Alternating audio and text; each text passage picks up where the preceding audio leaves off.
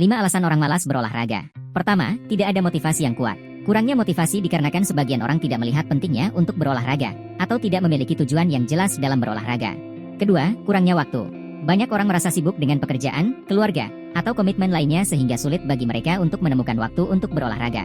Ini bisa membuat mereka merasa malas untuk menyisihkan waktu tambahan untuk berolahraga. Ketiga, rasa malas dan kenyamanan. Beberapa orang mungkin merasa lebih nyaman dan malas untuk tetap dalam zona nyaman mereka daripada mengambil langkah untuk berolahraga. Mereka mungkin memilih untuk duduk di depan TV atau menggunakan waktu luang untuk bersantai daripada berolahraga. Keempat, ketidaknyamanan fisik.